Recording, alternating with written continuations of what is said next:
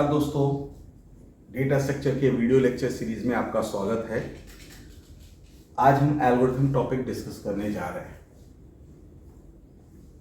Algorithm की definition क्या कहती है? एल्गोरिथम की डेफिनेशन कहती है an algorithm is a finite set of steps defining the solution of particular problem. कहने का क्या मतलब है? एल्गोरिथम जो है किसी भी प्रोग्राम का वो फाइनाइट सेट ऑफ स्टेप्स होता है। मतलब उसके अंदर जो नंबर ऑफ स्टेप्स आप यूज करते हो किसी भी एल्गोरिथम किसी भी प्रोग्राम का एल्गोरिथम लिखने के लिए वो फाइनाइट होता है।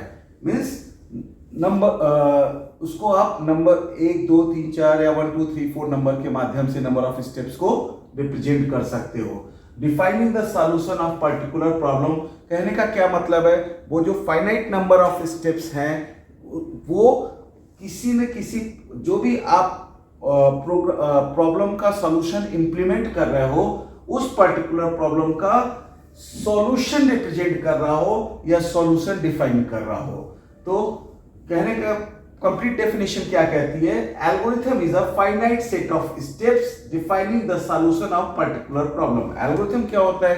किसी भी पर्टिकुलर प्रॉब्लम का स्टेप बाय स्टेप सॉल्यूशन होता है, और जो नंबर ऑफ स्टेप्स आप यूज करते हो किसी भी प्रॉब्लम को एल्गोरिथम के फॉर्म में प्रेजेंट करने के लिए उसके स्टेप्स होते हैं वो फाइनाइट नंबर ऑफ स्टेप्स होते हैं।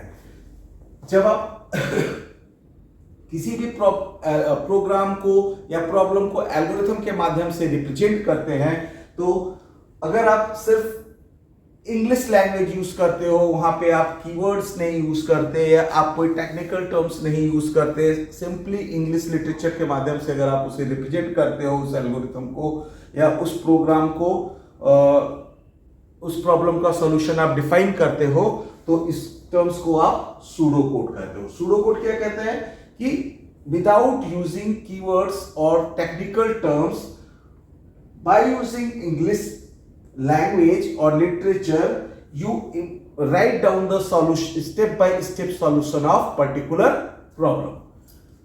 When we have defined solution of any problem, algorithm having following characteristic: first input, second output, finiteness and effectiveness.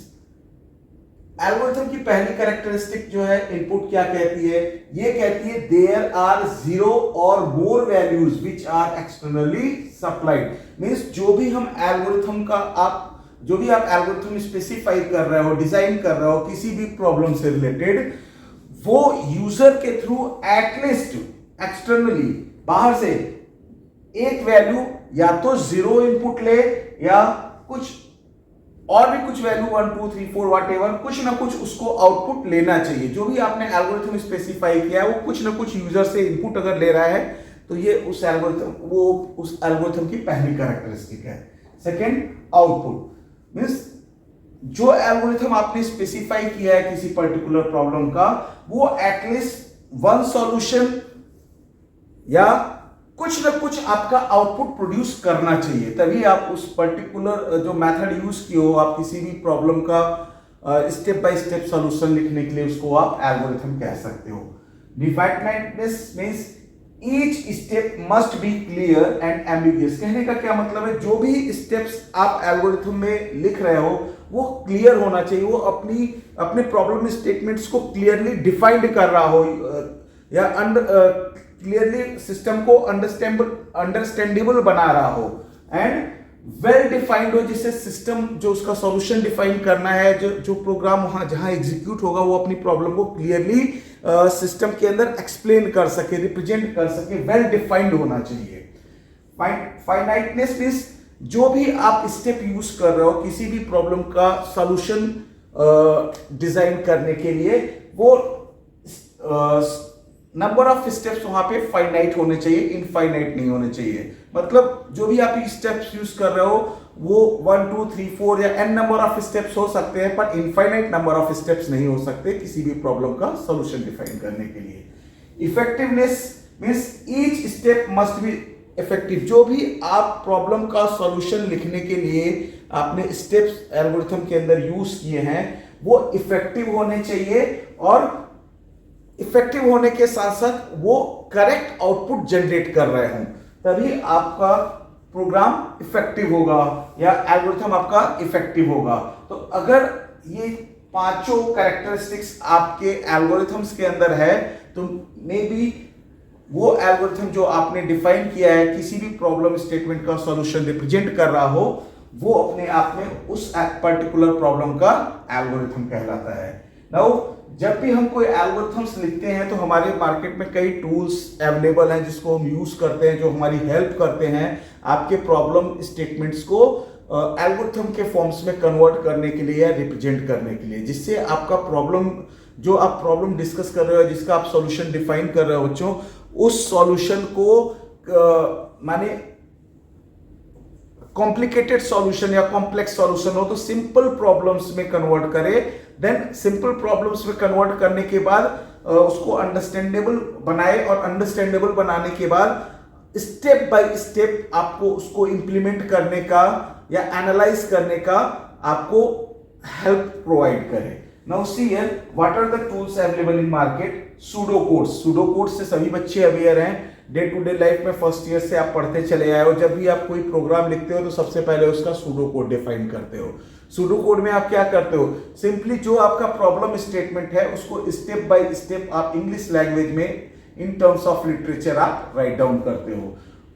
वहां पे आप कोई टेक्निकल टर्म्स नहीं यूज करते, लाइक कि for loop, if loop, while loop, do while loop, इस तरह के टर्म्स आप नहीं यूज करते। आप लिखते हो कि सिंपली कि अगर आपको जरूरत पड़ती है किसी भी स्टेप को मल्टीपल टाइम एग्जीक्यूट कराने के लिए तो आप लिखते हो कि repeat this step for 4 times और से n टाइम्स और से until it's satisfied the following condition। दूसरा फ्लो चार्ट सभी बच्चों ने बनाया होगा फर्स्ट ईयर में। सी लैंग्वेज पढ़ने से पहले आपको जो भी आपकी लैब्स चलती थी या क्लास होती थी, जब भी आपको प्रोग्रामिंग सिखाई जाती थी तो सबसे पहले आपके प्रॉब्लम स्टेटमेंट को आपको सिखाया जाता था फ्लो चार्ट से रिप्रेजेंट करना। अगर आपको याद हो तो फ्लो चार्ट में क्या होता है, सिंपली फ्लो चार्ट में हम कुछ सिंबल्स यूज करते हैं। फॉर एग्जाम्पल इस तरह से आप सिंबल यूज करते थे, यहां पे क्या लिखते थे, स्टार्ट, ठीक है। ऐसे ही आप कुछ एरो यूज करते थे, क्या रिप्रेजेंट करता था, डेटा फ्लो। फिर आप क्या करते थे, एक रेक्टेंगुलर बॉक्स यूज करते थे, क्या करते थे इसके अंदर कि इनपुट वेरिएबल्स क्या क्या हैं। फिर आप कभी कभी बीच बीच में यूज करते थे इस तरह से आप सिंबल यूज करते थे, ये आपको कंडीशनल स्टेटमेंट्स बताता था कि if this condition is correct go to this one, otherwise go to this one. इस तरह से आप कंडीशन से स्पेसिफाइड करते थे। और फाइनली आप लास्ट में क्या लिखते थे, इस तरह से फिर एक सिंबल यूज करते थे, उसके अंदर स्पेसिफाइड करते थे स्टॉप। तो ये जो आप particular graphical representation symbols use कर रहे हो, जो आपको किसी भी प्रॉब्लम स्टेटमेंट्स को इन टर्म्स ऑफ चार्ट या डायग्राम रिप्रेजेंट कर रहा है आपकी प्रॉब्लम को, that is called as here tools which is used to help for design a good algorithm. Now, this diagram is called as here flow chart. Similarly, decision tree, decision tables are also tools available in market that is used for design a good algorithm. Now, when we have to talk about algorithm, one thing is to there ki after is a function that describe the efficiency of algorithm. अभी तक आपने ये पढ़ा बच्चों कि किसी भी problem का स्टेप बाय स्टेप सॉल्यूशन जो हम लिखते हैं that is called as here algorithm. Now जिस तरह से एक प्रॉब्लम के मल्टीपल सॉल्यूशन हो सकते हैं, उसी तरह से एक पर्टिकुलर प्रॉब्लम को इन टर्म्स ऑफ एल्गोरिथम अगर आप उसका सॉल्यूशन डिफाइन कर रहे हो तो यहाँ पे मल्टीपल एल्गोरिथम्स भी हो सकती है। Now our objective is to here कि compute the term complexity of algorithm. Now, the term complexity basically as per as computer dictionary, term complexity is a term which is used to represent terms efficiency or say performance.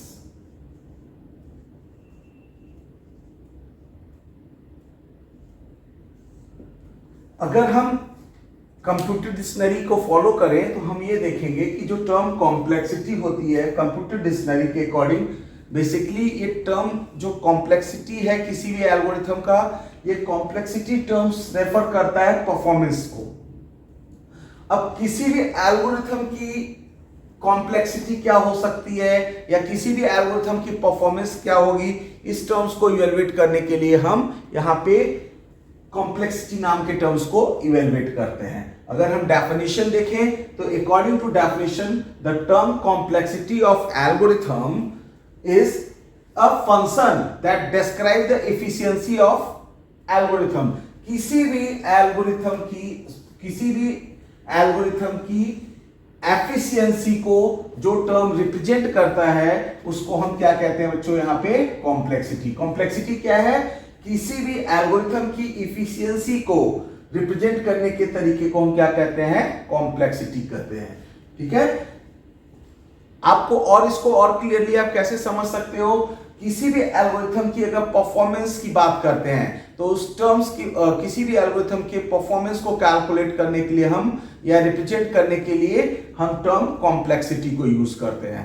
Now computer के अंदर आपकी जो complexity होती है बच्चों दो तरीके से होती है। First is a time complexity और second is space complexity. Time complexity क्या होती है बच्चों, जब आप कोई प्रोग्राम आप किसी भी सिस्टम में राइट डाउन करते हो या कोई भी एल्गोरिथम आप किसी भी सिस्टम में राइट डाउन करते हो तो उस पर्टिकुलर एल्गोरिथम को जब सिस्टम पे इन टर्म्स ऑफ प्रोग्राम आप एग्जीक्यूट कराते हो तो इनपुट लेने के साथ साथ जितना टाइम उसको उस पर्टिकुलर प्रोग्राम को एग्जीक्यूशन में लगता है और फिर वो सिस्टम उसको एग्जीक्यूट करा के आपको आउटपुट जनरेट करता है, उस टाइम को आप यहाँ टाइम कॉम्प्लेक्सिटी के नाम से जानते हो। टाइम कॉम्प्लेक्सिटी क्या है, किसी भी प्रोग्राम के एग्जीक्यूशन में लगने वाला time is called as here time complexity. अगर हम टाइम कॉम्प्लेक्सिटी को कंप्यूट करते हैं तो time complexity of any program we compute with the help of compile time of program plus execution time of your program. Now बच्चों कई books में इसको इस तरह से भी लिखा है कि time complexity of any program equal to या equivalent to execution time of your program. तो ये दोनों ही टर्म्स और कॉन्सेप्ट्स करेक्ट है बच्चों अपने में। क्यों, क्योंकि कई बार जब आप लोगों ने भी विंडो एनवायरनमेंट में काम किया है, नोटिस करते हो कई ऑपरेटिंग सिस्टम्स में क्या होता है, आप प्रोग्राम में कंपाइलेशन अलग करते हो और एग्जीक्यूशन अलग करते हो। कंपाइल करने के लिए जो बच्चे विंडो एनवायरनमेंट्स यूज करते हैं उन्होंने क्या नोटिस किया है, किसी भी प्रोग्राम को लिखने के बाद ऑल्ट सी से जब आप कंपाइल करते हो तो उसमें एरर्स आती है, उस एरर्स को आप रिमूव करते हो। तो that is another steps used by your system to generate performance of your algorithm or program। तो कंपाइल टाइम को अगर हम अलग कर देते हैं वहां पे कि नहीं, हम उस जिस टाइम में एरर को रिमूव कर रहे हैं उसको हम उसके एफिशिएंसी में नहीं ले सकते या उसके एग्जीक्यूशन टाइम में नहीं कंसीडर करेंगे क्योंकि बार बार एरर आ रही है तो उसको हमें रिमूव करने में अलग से टाइम लगता है। अगर एरर करेक्ट हो जाती है उसके बाद हम सिस्टम के अंदर कोई प्रोग्राम एग्जीक्यूट कराते हैं और प्रोग्राम सिस्टम के अंदर एग्जीक्यूट करके आउटपुट देता है, जनरेट कर रहा है, तो उस टाइम को कि इनपुट टाइम और आउटपुट टाइम में के बीच में जितना भी टाइम लगा उसको हम एज अ यहाँ पे एग्जीक्यूशन टाइम कंसीडर कर रहे हैं। तो उसको भी लेके हम यहाँ पे अगर किसी भी प्रोग्राम का कॉम्प्लेक्सिटी या एल्गोरिथम का कॉम्प्लेक्सिटी निकालते हैं, टाइम कॉम्प्लेक्सिटी निकालते हैं तो वो भी यहाँ पे करेक्ट होता है। दैट्स व्हाई हम एग्जीक्यूशन टाइम या time complexity of any program क्या कहते हैं, execution time of your program और एल्गोरिथम। नाउ दूसरा second type of complexity is to here space complexity. अगर आप स्पेस कॉम्प्लेक्सिटी आप बच्चों देखो तो स्पेस कॉम्प्लेक्सिटी की डेफिनेशन क्या कहती है, स्पेस कॉम्प्लेक्सिटी की डेफिनेशन ये कहती है the amount of space required by program और algorithm for execution in your system. Now this is called as here space complexity. When we have to talk about space complexity as per as definition, space complexity is a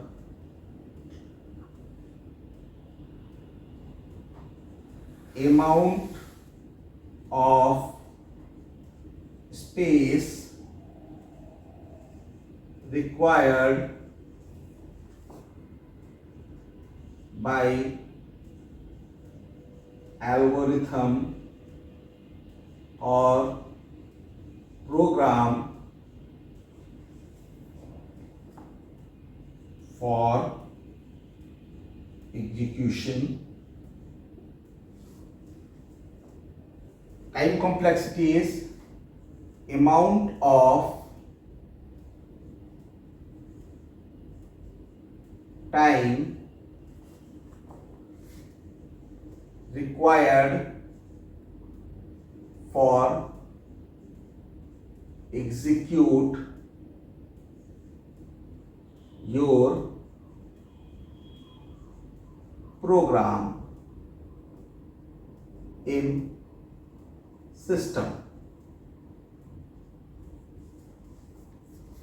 Now, when we have to compute space complexity, we see there कि space complexity is computed with the help of term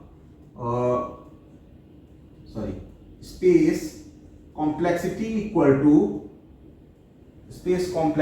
is equal to the fixed C. This is fixed part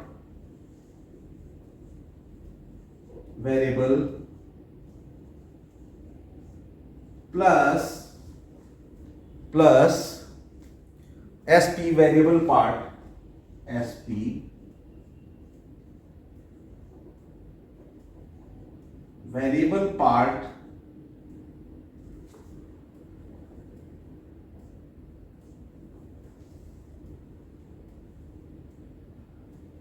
memory. Now fixed part of memory means C is 2 and SP is 2.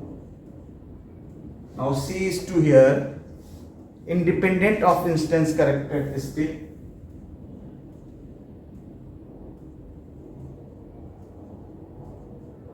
Independent of instance characteristics, and SP is the space for simple variable.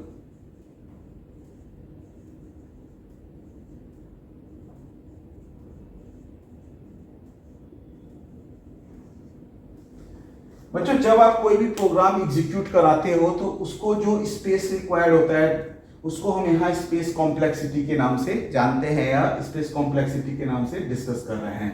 जब आप space complexity आप compute करते हो तो आप notice करोगे किसी भी प्रोग्राम या एल्गोरिथम का स्पेस कॉम्प्लेक्सिटी जो होता है उसके अंदर हम दो पार्ट्स को कंसीडर करते हैं। पहला आपका पार्ट होता है उसके अंदर fix part variable. Fix part variable मतलब जितने नंबर ऑफ वेरिएबल्स आप उस प्रोग्राम के अंदर ले रहे हो, I J K A B C, so many variables are there. तो जो आप फिक्स्ड वेरिएबल लेते हो उसको आप वो चाहे इंटीजर टाइप होगा तो 2 बाइट, कैरेक्टर टाइप होगा तो 1 बाइट, इस तरह से आप उन वेरिएबल्स को आप फिक्स पार्ट वेरिएबल में कंसीडर करते हो। वेरिएबल पार्ट वेरिएबल्स क्या होते हैं बच्चों? वो वेरिएबल्स होते हैं जो during the execution of program आपको मेमोरी रिक्वायर्ड करते हैं। फॉर एग्जांपल, आप एक फॉर का लूप लगाते हो, i equal to 0, i equal to 1, i equal to 2, i equal to till to n वो लूप चलता है। तो ऑलवेज ही i की वैल्यू 0 से 1, 1 से 2, 2 से 3, 3 से 4 टिल टू n टाइम वो वैल्यू माने चेंज हो रही है, उसकी मेमोरी चेंज हो रही है। तो उसको हम यहाँ पे किस पार्ट में रखते हैं? जैसे फॉर लूप में जो वेरिएबल्स आप यूज करते हो उसको आप वेरिएबल पार्ट्स में डालते हो। दोनों जो मेमोरी ऑक्युपाइड कर रहे हैं उनके सम को आप क्या कहते हो? Space required by your algorithm means space complexity of your algorithm. इसको हम अभी इसके बाद एग्जांपल के माध्यम से समझते हैं कि किस तरह से हम टाइम कॉम्प्लेक्सिटी और स्पेस कॉम्प्लेक्सिटी किसी भी प्रोग्राम के लिए हम एनालाइज करते हैं या कंप्यूट करते हैं। ठीक है, नाउ सी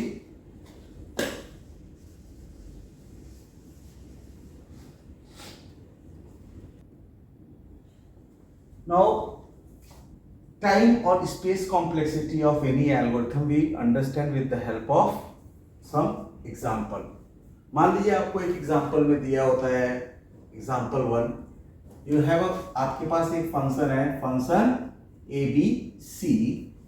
इस पर्टिकुलर फंक्शन के अंदर आपने लिख रखा है कि स्टेटमेंट जो मैथमेटिकल ऑपरेशन परफॉर्म करेगा इन दिस वे। अपने आप में एक छोटा सा प्रोग्राम आप इसे मान लीजिए। किस तरह से हम इस प्रोग्राम के को एनालिसिस करते समय, इसका कॉम्प्लेक्सिटी निकालते समय स्पेस कॉम्प्लेक्सिटी कंप्यूट करते हैं या टाइम कॉम्प्लेक्सिटी करते हैं, ये हम यहाँ समझने की कोशिश करेंगे। जब आप किसी भी पर्टिकुलर प्रोग्राम का आप स्पेस कॉम्प्लेक्सिटी निकालते हो तो मैंने आपको क्या बताया था, amount of space required by your algorithm to execute in your system। तो इस पर्टिकुलर जो आपने फंक्शन लिखा है यहाँ पे कितने अमाउंट ऑफ स्पेस या मेमोरी रिक्वायर्ड है। देखिए फंक्शन आपका मेमोरी में कोई स्पेस ऑक्यूपाई नहीं करता बच्चे, ना तो ये ब्रेसेस ही यहाँ पे कोई स्पेस ऑक्यूपाई करते हैं। स्पेस ऑक्यूपाई क्या करता है, किसी भी प्रोग्राम के लिए, एल्गोरिथम के लिए कंप्यूटर के अंदर जो वेरिएबल्स आप यूज करते हो, अगर आपका वेरिएबल इंटीजर टाइप है बच्चों तो वो 2 बाइट्स ऑक्यूपाई करेगा। अकॉर्डिंग टू दैट आप उसको मल्टीप्लाई करके कितना स्पेस रिक्वायर्ड करेगा ये कंप्यूट कर सकते हो। अगर आपका वेरिएबल कैरेक्टर टाइप है तो कैरेक्टर बाइट 1 बाइट लेगा वहां पे सिस्टम में, तो आप उसके अकॉर्डिंग जितने नंबर ऑफ कैरेक्टर वेरिएबल्स होंगे उससे आप उसको मल्टीप्लाई करके कितना साइज उसको रिक्वायर्ड है अपने पर्टिकुलर प्रोग्राम या फंक्शन को एल्गोरिथम को एग्जीक्यूट करने के लिए आप कंप्यूट कर सकते हो।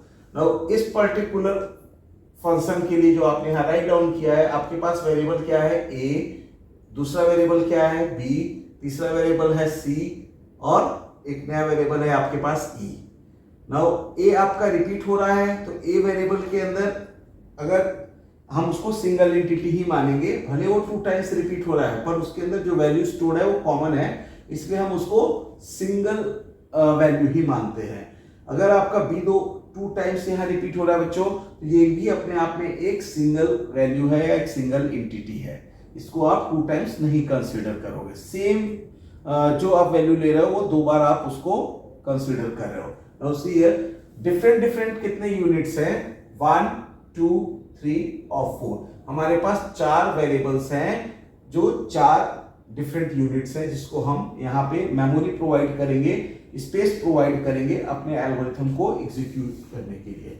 तो इसीलिए मैंने यहाँ लिखा है in terms of space complexity A equal to 1 unit, B equal to 1 unit, C equal to 1 unit और E equal to 1 unit. Total 4 variables हैं, 4 यूनिट्स मैंने मान लिए। अगर इंटीजर टाइप है तो आप जितने byte integer type byte occupy करता है उसको आप 4 यूनिट से मल्टीप्लाई करके इस पर्टिकुलर एल्गोरिथम को कितने स्पेस की रिक्वायरमेंट है आप उसकी कॉम्प्लेक्सिटी फाइंड आउट कर सकते हो।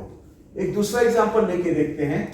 मान लीजिए आपके पास एक एग्जांपल है, एग्जांपल 2, जिसमें आप सम कंप्यूट कर रहे हो एंड नंबर ऑफ एलिमेंट किसी भी एरे के अंदर जो गिवन है।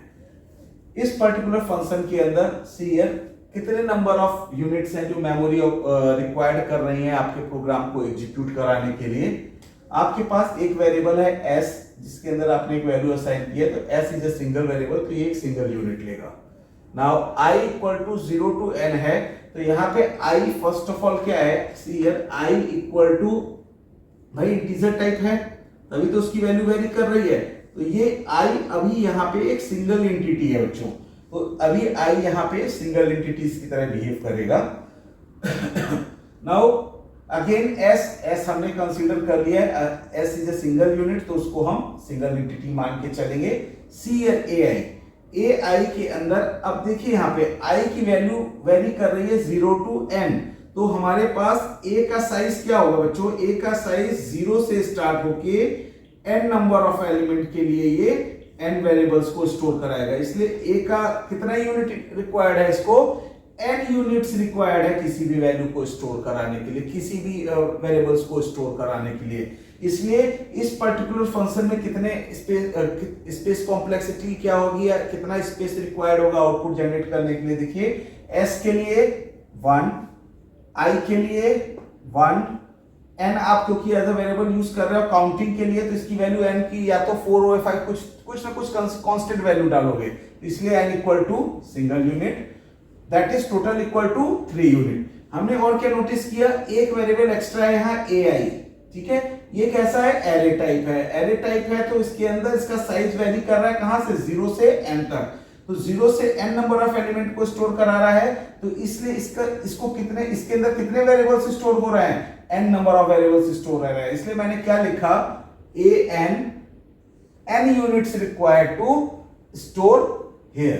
तो टोटल नंबर ऑफ स्पेस कितना रिक्वायर्ड होगा, n फॉर दिस वन, और रेस्ट ऑफ जो आपने कंप्यूट किया है 3, that is n plus 3 means n plus 3, n की जो भी वैल्यू आप कांस्टेंट देना चाहो इनपुट दे सकते हो, n plus 3 number of units यहां पे है, जिसको आप अगर इंटीजर टाइप है या कैरेक्टर टाइप है, जितने बाइट ऑक्युपाई कर रहा है उससे आप मल्टीप्लाई करके इस पर्टिकुलर प्रोग्राम या फंक्शन को कितना स्पेस रिक्वायर्ड है for execution of your algorithm आप कंप्यूट कर सकते हो। अभी हम यहाँ पे देखेंगे कि सेम फंक्शन को अगर आप टाइम कॉम्प्लेक्सिटी कंप्यूट करते हो तो टाइम के टर्म्स में कितना टाइम लगता है आउटपुट जनरेट करने में, इसको कंसीडर करते हैं। नाउ सी हियर, अगर आप टाइम कॉम्प्लेक्सिटी कंप्यूट करते हो बच्चों, तो टाइम कॉम्प्लेक्सिटी कंप्यूट करते समय हर एल्गोरिथम जो आपने फर्स्ट ईयर में पढ़ा है या सी का प्रोग्राम पढ़ा है, एक चीज आप ध्यान रखिएगा, वहां पे जब आप कोई फंक्शन लिखते हो तो फंक्शन की जो हेडिंग होती है वो हेडिंग वहां पे 0 स्टेप में काउंट होती है, या उसको अगर आप इंस्ट्रक्शन की नंबर ऑफ इंस्ट्रक्शंस की बात करो तो हेडिंग 0 इंस्ट्रक्शन होता है, उसको हम स्टेप नहीं मानते किसी भी प्रोग्राम के अंदर एग्जीक्यूट कराते समय। अगर आप ब्रेसेस लगाते हो किसी भी प्रोग्राम के अंदर तो ब्रेसेस को भी हम 0 स्टेप मानते हैं, वो कोई स्टेप नहीं है जो सिस्टम के अंदर एग्जीक्यूट होने जा रहा है। इसी तरीके से सिर्फ और सिर्फ जो आप एक्सप्रेशन लिखते हो, मैथमेटिकल एक्सप्रेशन लिखते हो, जिसको एग्जीक्यूट होने से इवैल्यूएशन होता है और आउटपुट आता है, हम उसको एक स्टेप मानते हैं कि ये एक स्टेप है जो एग्जीक्यूट होगा, तो इसलिए उसका स्टेप काउंटिंग 1 होता है। अगर आप फॉर लूप लगाते हो तो फॉर लूप अगर आप लिखते हो तो how many numbers of time ये एग्जीक्यूट हो रहा है, जितने नंबर ऑफ टाइम्स ये एग्जीक्यूट होगा उसको आप बोलते हो n नंबर ऑफ स्टेप्स, कहां, इस फॉर लूप के अंदर यूज हो रहे हैं। तो इस तरह से आप वहां पे टाइम कंप्यूट करते समय इन सब चीजों का ध्यान दीजिएगा ना। देखिए एक एग्जांपल के माध्यम से हम समझते हैं कि टाइम कॉम्प्लेक्सिटी किसी भी फंक्शन का कैसे निकालते हैं। जब आप टाइम कॉम्प्लेक्सिटी की बच्चों बात करोगे तो मैंने आपको क्या होता है, फंक्शन नेम इसी तरह से आप स्पेसिफाई करते हो, जो भी आप फंक्शन नेम बच्चों लिखते हो इट्स रिक्वायर्ड 0 स्टेप, ठीक है, इसलिए मैंने क्या लिखा, इसका टाइम क्या हो गया 0, ठीक है। समझने के लिए मैं इसको थोड़ा सा मिटा के चलते हैं, इसको हम मिटा के समझते हैं। देखिए कैसे, ये रहा आपका, ये हटा दो बच्चों, उतार लिया होगा आपने। सी है this one consider here as a 0, लिखना हो तो आप लिख लें, हेडिंग मैं यहां लिख दे रहा हूं, आपको याद रहेगा। सी है छोटा सा इधर कर देते हैं, ये आपको ध्यान रखना है, हेडिंग 0 स्टेप में काउंट करेंगे बच्चों, ठीक है, ध्यान रखिएगा, हेडिंग 0 स्टेप में होगा। ब्रेसेस इसको भी हम 0 मानते हैं, ठीक है। जो भी अरिथमेटिक ऑपरेशंस आप लिखते हो या इंस्ट्रक्शन लिखते हो या एक्सप्रेशन आप कह लो, एक्सप्रेशन लिखते हो, इसको हम एक्सप्रेशन को 1 स्टेप मानते हैं। और कोई अगर आप फॉर लूप लगाते हो, वाइल लूप लगाते हो, डू वाइल लगाते हो, जो भी आप लूप लगाते हो उसको हम जितने नंबर ऑफ टाइम एग्जीक्यूट करेगा उतने नंबर ऑफ स्टेप्स उसको मानते हैं। नाउ सी हियर, इस पर्टिकुलर फंक्शन के लिए फंक्शन नेम है, इसलिए इसको कितने स्टेप मानोगे, 0 स्टेप मान लेंगे। ब्रेसेस के लिए मैंने आपको बताया, इसको भी हम कितना मानते हैं, 0 स्टेप मानते हैं।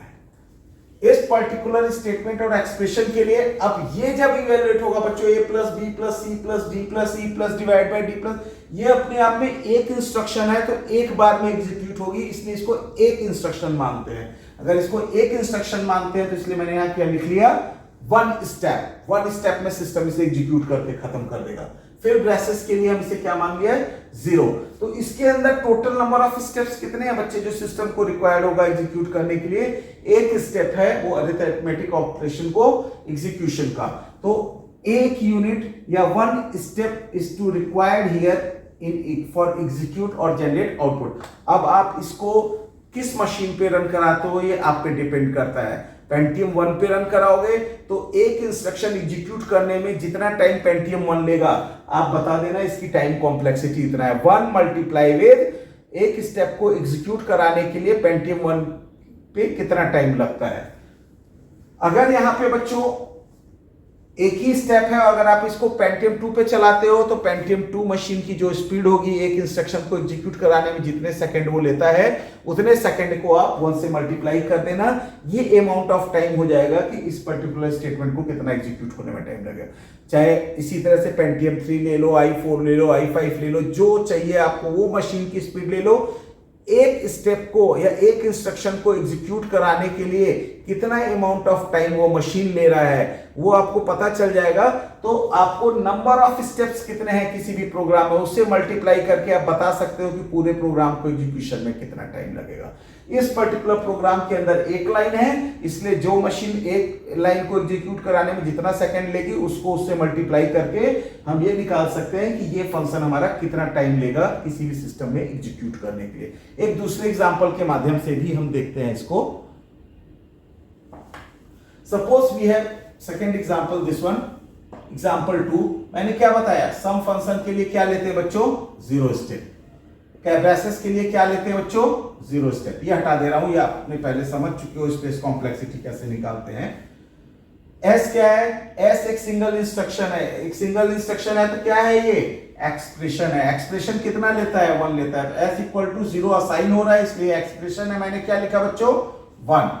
For I equal to 0 to n, मैंने क्या बोला, आई इक्वल टू कहां से चलेगा, 0 से कब तक चलेगा, n तक। तो बच्चों कितने टाइम ये स्टेटमेंट चलेगा, ये n टाइम तो करेक्ट है भाई, n टाइम करेक्ट रहेगा तो ये चलेगा ही चलेगा, पर एक बार और चलेगा क्योंकि जब ये टर्मिनेशन कंडीशन को फॉलो करेगा, टर्मिनेट होगा, उस समय ये फॉल्स हो जाएगा तो ये इस प्रोग्राम के अंदर नहीं जाएगा। तो हम क्या कहेंगे, एन टाइम तो ये करेक्ट है इसलिए एन टाइम तो चलेगा ही। एक एक्स्ट्रा स्टेटमेंट लेगा चेक करने के लिए कि अभी इस कंडीशन ट्रू है तो मैं जाऊं अंदर, अगर नहीं सही है तो मैं यहां से बाहर निकल जाऊं। तो ये स्टेटमेंट कितनी बार चलेगा बच्चों, ये चलेगा n+1 टाइम। इसलिए मैंने क्या लिखा है इसके लिए सीयर, इस स्टेटमेंट को कितने स्टेप्स है इसके अंदर, n+1 स्टेप्स हैं। अच्छा, ये जो स्टेटमेंट है इस स्टेटमेंट को कवर करता है, ठीक है, क्योंकि यहां पे ब्रेसेस नहीं लगाया तो आपने पढ़ा है सी लैंग्वेज के अंदर कि जो आप लूप लगाते हो उसके बाद की लाइन उसके अंदर ऑटोमेटिकली कंसीडर हो जाती है। तो ये पर्टिकुलर स्टेटमेंट कितनी बार चलेगा बच्चों, जितनी बार ये स्टेटमेंट करेक्ट होगा। कितनी बार ये करेक्ट था, n टाइम करेक्ट था, n+1 पे फेल हो गया था इसलिए मैंने इसको n+1 लिख के छोड़ दिया। बट ये स्टेटमेंट कितनी बार चलेगा, n टाइम ये अगर करेक्ट है, n टाइम ये करेक्ट है तो ये स्टेटमेंट n टाइम चलेगा। n टाइम चलेगा तो n स्टेप्स इसके अंदर होते हैं। तो मैंने यहां पे क्या लिखा बच्चों, it's required n steps. Return S एक सिंगल स्टेटमेंट है, एक्सप्रेशन है इसलिए 1 स्टेप लेगा। टोटल नंबर ऑफ स्टेप्स कितने बनते हैं, इन सबको टोटल कर दीजिए, दैट इज n और n, 2n, 1 1 1, दैट इज 3। तो टोटल इसके अंदर नंबर ऑफ स्टेप्स कितने होंगे बच्चे, 2n+3। अगर आप n की कोई वैल्यू देते हो 4 5 6 तो सपोज n इक्वल टू, अगर n नंबर ऑफ वेरिएबल 4 है, 2 multiply by 4 + 3 equal to 8 + 3 equal to 11 यहां पे आपके स्टेप्स हैं। अब आप ये प्रोग्राम किसी भी मशीन पे एग्जीक्यूट होने में कितना टाइम लेगा, 11 स्टेप्स इसके अंदर हैं। आप मशीन की स्पीड देख लीजिए किस मशीन पे आप रन करा रहे हैं। अगर आपके जिस मशीन पे आप रन करा रहे हैं एक इंस्ट्रक्शन एग्जीक्यूट करने में अगर वो 10 नैनोसेकंड्स लेते हैं तो 11 इंस्ट्रक्शंस को एग्जीक्यूट कराने के लिए 10 मल्टीप्लाई विद 11 इक्वल टू 110 110 नैनोसेकंड्स लेगा वो सिस्टम इसको एग्जीक्यूट कराने में। और आगे समझते हैं, और भी हमारे पास कई एग्जांपल है जिससे हम समझ सकते हैं। सिर्फ ध्यान क्या रखना है कि हमें कितने नंबर ऑफ स्टेप्स है यहाँ पे फाइंड आउट करना है। अगर हमें नंबर ऑफ स्टेप्स पता चल जाते हैं तो एक स्टेप को एग्जीक्यूट कराने में मशीन कितना टाइम लेता है हम ये कंप्यूट करते हैं, फिर उसको मशीन की स्पीड से मल्टीप्लाई करके नंबर ऑफ स्टेप्स को ये बता सकते हैं कि ये पर्टिकुलर प्रोग्राम या एल्गोरिथम कितना टाइम लेता है कोई आउटपुट जनरेट करने में। एक दूसरा एग्जांपल लेते हैं, आप लोग बहुत करते होंगे बच्चों क्लास में, और फर्स्ट ईयर में पढ़ा भी है हमारे बच्चों ने सब। कई बार आप क्या करते हो, प्रोग्राम लिखते हो किसी भी मैट्रिक्स का मल्टीप्लिकेशन या एडिशन कंप्यूट करने के लिए। चलो हम एक प्रोग्राम लिखते हैं जिसमें हम दो मैट्रिक्स का एडिशन करके देखते हैं। तो हमारे पास प्रोग्राम है ऐड, ठीक है, ऐड कोई भी आप मैट्रिक्स ले लो जिसको आप यहां पे ऐड करना चाहो। तो फॉर एग्जांपल ऐड फंक्शन ले लिया, इसके अंदर हमने ले लिया इंटीजर टाइप, ठीक है, इंटीजर टाइप एक मैट्रिक्स ले लिया बच्चों ए, ठीक है, एन करके। चलो बच्चों ये सब ऐसे नहीं लिखेंगे हम, यहां एन लिखेंगे, और बी और सी, ठीक है बच्चों। यहां हम न्यूमेरिकल वैल्यू नहीं ले रहे हैं, एन के टर्म्स ले रहे हैं क्योंकि हम एल्गोरिथम डिस्कस कर रहे हैं। अगर आप सम परफॉर्म करते हो तो बच्चों कैसे लिखते हो, ऐसी फंक्शन लिखते हो फॉर आई इक्वल टू 0 से आई की वैल्यू जब तक स्मॉलर देन रहे एन चलता रहे और आई प्लस प्लस होता रहे, करते हो ऐसे। फिर j equal to 0, j is smaller than N, j plus plus, इस तरह से आप लिखते होगे। और फिर आप क्या करते हो, c i j equal to a i j plus b i j compute करते हो बच्चों ना, देन ये ब्रेसेस क्लोज। सपोज आपको ये कि एल्गोरिथम है और इसके थ्रू आपको दो मैट्रिक्स का सम परफॉर्म करना है और थर्ड मैट्रिक्स में स्टोर करना है। टाइम कॉम्प्लेक्सिटी इसकी क्या होगी ये हम देखते हैं यहां पे। फॉर दिस स्टेप मैंने क्या बताया आपको, for this one a function name है बच्चों, तो कितना टाइम लेगा 0। ब्रेसेस मैंने आपको क्या बताया बच्चों, कितना लेता है 0। ये आपने वेरिएबल डिक्लेरेशन किया है इंटीजर टाइप, तो ये भी कितना टाइम लेगा। डिक्लेरेशन को हम यहां पे सिंगल स्टेप मानना और सिंगल स्टेप मान लो, मैं बताऊंगा आगे चल के क्यों, क्योंकि इंटीजर वैल्यू से इस पे ज्यादा फर्क नहीं पड़ता है एल्गोरिथम में, आप इसे 1 मान सकते हो, कोई दिक्कत नहीं है। अब हम आते हैं फॉर लूप पे। फॉर लूप आपको पता है बच्चों, फॉर लूप पे अभी मैंने आपको सिखाया था इससे पहले एग्जांपल में। फॉर लूप कितनी बार से चलता है भाई, फॉर लूप n+1 टाइम चलेगा, ठीक है, क्योंकि n टाइम तो करेक्ट होगा ये, तो नीचे का पार्ट एग्जीक्यूट होगा। एक एक्स्ट्रा स्टेप लेता है ये चेक करने के लिए कि टर्मिनेशन कंडीशन क्या है। अगर टर्मिनेशन कंडीशन इनकाउंटर करेगी तो अंदर नहीं जाएगा, प्रोग्राम बाहर निकल जाता है। इसलिए ये कितना टाइम लेता है बच्चों, n+1 टाइम लेता है। तो इसके लिए हम क्या लिखेंगे, n+1 स्टेप। ये कितना टाइम लेगा बच्चों, क्योंकि ये इसके अंदर है, तो ये कितने टाइम करेक्ट था बच्चों, n टाइम करेक्ट था, और खुद ये कितनी बार चलेगा, n+1 टाइम। तो टोटल ये कितनी बार चलेगा, ये चलेगा n मल्टीप्लाई विद n+1। तो इसको लिख सकते हैं ना, n multiply with n+1 time, ठीक है बच्चों। n+1 टाइम इसका, और क्योंकि इसके अंदर है तो n टाइम ये करेक्ट था, इसलिए n टाइम तो चलेगा, और n+1 खुद के टर्मिनेट होने के लिए, तो इसलिए इसको n मल्टीप्लाई विद n+1 लिखा है। इसको ऐसे भी लिख सकते हो आप, अभी आप सेकेंड ईयर में आ गए हो तो आप इसको ऐसे लिखो। ये स्टेटमेंट कितनी बार चलेगा बच्चों, दिस वन, ये लाइन इसके अंदर भी है और इसके अंदर भी है। इसके अंदर कितनी बार करेक्ट होगा, n टाइम इसके लिए चलेगा, और इसके लिए कितनी बार चलेगा, n टाइम। तो टोटल कितनी बार चलेगा ये लाइन, ये वाली line, n multiply with n time, ठीक है। ये कितनी बार चलेगा बच्चों, 0 टाइम्स।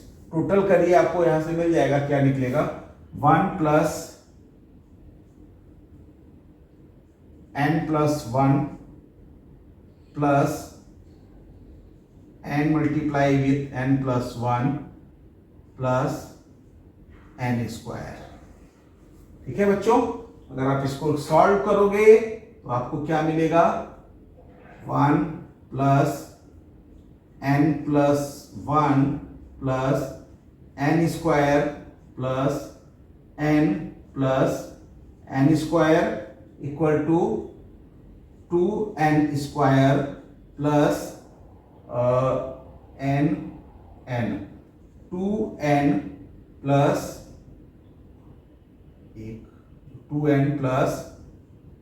2, ये आपको टाइम कॉम्प्लेक्सिटी निकल के आ गई इस पर्टिकुलर प्रोग्राम की या फंक्शन की। क्या है टाइम कॉम्प्लेक्सिटी बच्चों?